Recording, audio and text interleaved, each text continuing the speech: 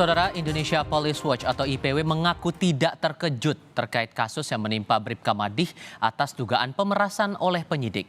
Namun demikian, IPW berharap Kapolda Metro Jaya bisa mengungkap kasus ini.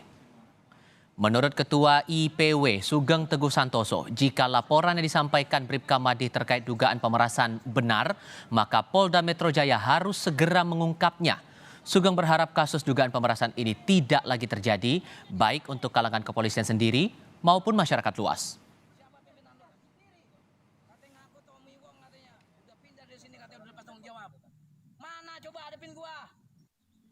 Ketika ada si jawabnya yang mengalami ketidakadilan dan benar pada posisinya, polisi harus menolong, membantu.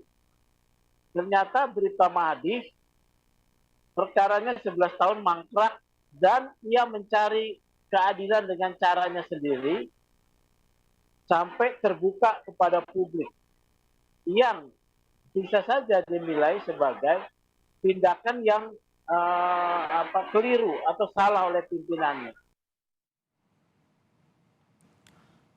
Kasus Bribka Madih, anggota Provos yang mengaku diperas sesama anggota polisi terkait laporannya saat mengurus sengketa lahan orang tuanya viral di media sosial. Lantas seperti apa proses hukum terkait dugaan pemerasan tersebut? Untuk membahasnya sudah bergabung bersama kami kali ini pengamat kepolisian dari ISES Bambang Rukminto dan Ketua Harian Kompolnas Beni Mamoto. Pak Bambang, Pak Beni apa kabar? Baik, Mas. Terima kasih sudah bergabung bersama kami. Ada polisi yang statusnya sebagai anggota Provos diperas oleh penyidik. Menurut Anda, Pak Beni, logis tidak kasus ini? Ya, hal tersebut mungkin terjadi ya. Artinya ini tergantung dari penyidiknya ya, mentalitas dari penyidiknya. Dan kalau memang benar ini sangat keterlaluan. Dan memang harus diusut, diungkap, dan ditindak secara tegas. Meskipun yang bersangkutan sudah pensiun. Itu satu. Kemudian yang kedua, tentunya yang diperlukan sekarang adalah bagaimana perkembangan hasil penyidikan atas laporan tersebut. Kalau sampai lama itu penyebabnya apa, ini semua harus diungkap. Sehingga publik nanti tahu, 11 tahun itu ternyata kendalanya di pembuktian misalkan, masalah ada dokumen yang hilang, harus ke lapor dan sebagainya, ini harus dibuka ke publik. Sehingga nanti publik bisa menilai sendiri bahwa kelambatan penyidikan ini faktornya karena faktor memang yang di luar kemampuan penyidik. Atau memang ada motivasi dari penyidik menghambat kasus ini. Ini perlu diungkap. Jadi di sisi lain tentunya nanti juga dari pihak Bitpropam sudah merilis atau sudah menyampaikan statement, itu juga perlu. Karena apa? Anggota Polri kan terikat disiplin. Ada aturannya sendiri. Karena buat saya ini ironis, seorang anggota Provos, Propam, tahu prosedur, tahu mekanisme yang berlaku dalam pengawasan internal, melakukan tindakan yang seperti ini. Nah ini silakanlah nanti kita dorong di satu sisi penyidikannya dituntaskan, didudukkan pada proporsinya, kemudian dirilis pembuktiannya itu bagaimana. Cukup bukti atau tidak, kalau cukup bukti lanjutkan, kalau tidak cukup bukti ya dihentikan, biar nanti di pra-peradilan dan sebagainya. Era sekarang era transparansi, jadi perlu hal-hal semacam ini hasilnya nanti diumumkan ke publik. Yang harus ditekankan juga bahwa ini baru pengakuan dari satu pihak, baru dugaan, sehingga pengusutannya juga perlu kita ketahui bersama lagi sejauh mana kemudian pembuktian ini dilakukan oleh pihak Polda Metro Jaya. Tapi sebetulnya Pak Beni, singkatnya kalau ada temuan seperti ini prosedurnya gimana ya Pak? Kalau seperti ini memang yang perlu mengambil langkah dua pihak.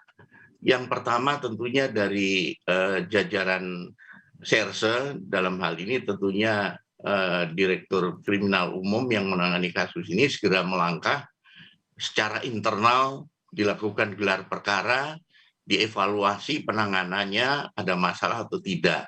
Jadi respon itu dari internal dulu dilakukan. Kemudian nanti sesegera mungkin dikonfrontir ataupun di cross check dengan data yang dirilis oleh Bribka ini, benar nggak datanya? Kalau datanya ternyata tidak sesuai dengan pembuktian di penyidikan, ini ceritanya lain lagi nanti. Misalkan sudah dibuktikan bahwa AJB itu benar, sudah pemeriksaan saksi-saksi semua sudah, ternyata benar. Sementara Bribka Made mengatakan itu palsu. Ini kan jadi aneh. Jadi ini nanti harus beriringan antara di satu sisi pembuktian kasusnya, di sisi lain komunikasi dengan pihak Bribka Made, di sisi lain juga tentunya penegakan disiplin menjadi penting. Sedikit banyaknya Pak Bambang kasus ini atau dugaan kasus ini peras polisi ini bikin publik geleng-geleng kepala. Anda juga demikian Pak Bambang? Iya, ini menambah PR dan beban kepolisian ya setelah 6 bulan terakhir ini didera banyak masalah gitu loh. Tetapi saya melihat terkait dengan laporan Bribka Made ini memang ada semacam tren gitu loh dari internal kepolisian mengunggah kekecewaannya terhadap pelayanan kepolisian institusinya sendiri kepada mereka gitu. Bribka Made ini juga menambah deretan itu. Sebelumnya ada seseorang anggota kepolisian di Polres di Sulawesi yang dipukul Kapolresnya juga mengunggah seperti itu. Artinya ada sebuah saluran yang buntu terkait dengan pelaporan atau kekecewaan yang dirasakan oleh anggota gitu. Saya melihat bahwa Bribka Made ini tentunya seorang anggota Provos sangat paham prosedur dan untuk melaporkan kasusnya seperti itu. Hanya saja ketika dia mengunggah di media sosial tentunya juga menghitung resiko-resiko gitu. Makanya kalau dalam kasus ini, kasus Bribka Made ini, saya melihat ada 3 kasus yang berbeda gitu. Yang satu terkait dengan etika profesi, kemudian terkait dengan pemerasan sendiri, dan yang ketiga adalah kasus tanahnya sendiri. Dan ketiga problem ini juga harus dipecahkan bersamaan gitu. Jangan sampai kasus pemerasannya hilang hanya sekedar dipersempit dengan kasus etik dan profesi itu. Itu yang tentunya nanti akan membuat semakin masyarakat akan semakin tanda tanya. Ketiga kasus itu bisa ditelusuri sekaligus atau harus satu persatu menurut Anda? Ya, harus ditelusuri berbarengan ya. Tapi yang lebih utama tentunya terkait dengan pemerasan sendiri. Ini menyangkut dengan marwah kepolisian gitu. Kalau pemerasan itu benar atau salahnya bisa terungkap, tentunya kasus etika profesi itu bisa dilanjutkan. Tapi kalau kasus etik profesi ini lebih dikedepankan, tentunya sangat janggal dan hanya untuk menekan Bribka Made saja. Itu tentunya akan membuat masyarakat semakin tanda tanya. Ada kebuntuan pelaporan kata Pak Bambang nih, Pak Beni, gimana tuh? Menurut saya di era sekarang ini atasan pun tidak bisa bermain-main dengan masalah seperti ini.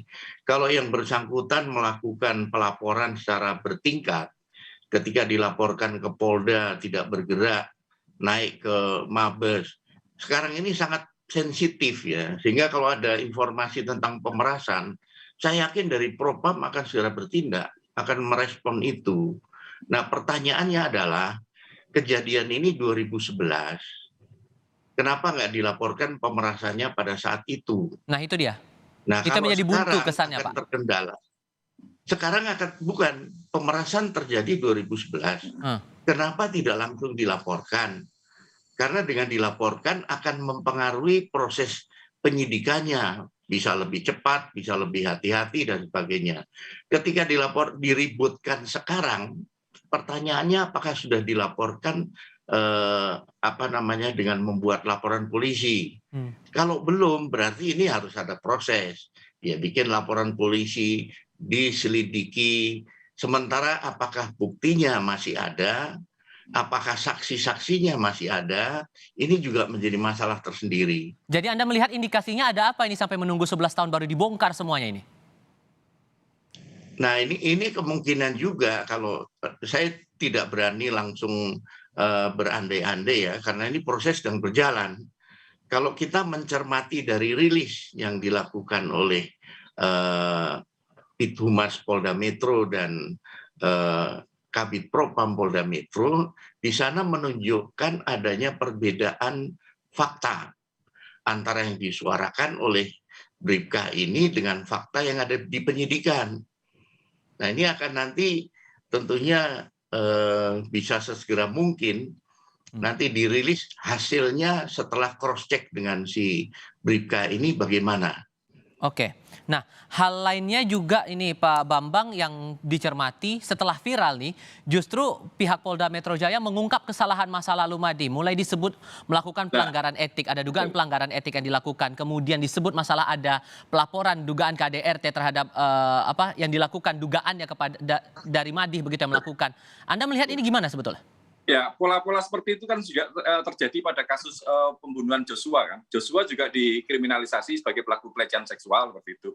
Makanya hal-hal seperti itu seharusnya dihindari lebih dulu gitu. Masuk kepada substansi masalahnya dulu terkait dengan pemerasan. Pemerasannya itu kapan terjadi gitu. Mengapa sekarang baru sekarang diviralkan? Apakah tentunya sebagai seorang anggota polisi, saya meyakini Bribka Madi ini berani mengambil risiko. Kurun waktu 11 tahun itu bukan waktu yang pendek. Tentunya ada proses di situ. Makanya kalau kemudian dia sekarang memviralkan, tentunya memiliki bukti-bukti dan memiliki sudah berhitung dengan resiko-resiko gitu. Makanya kalau saya melihat tadi saya sampaikan bahwa ada problem terkait dengan saluran laporan seorang anggota polisi kepada atasannya. Tapi saya mengapresiasi keberanian Bribka Madi ini berani mengungkapnya di media sosial, karena saat ini media sosial lah yang dipercaya oleh bukan hanya oleh anggota kepolisian, tapi dipercaya oleh publik. 1,5 tahun yang lalu di akhir tahun 2021 pernah viral tagar pernah trending ya, no viral no justice, kemudian percuma lapor polisi. Ini membuka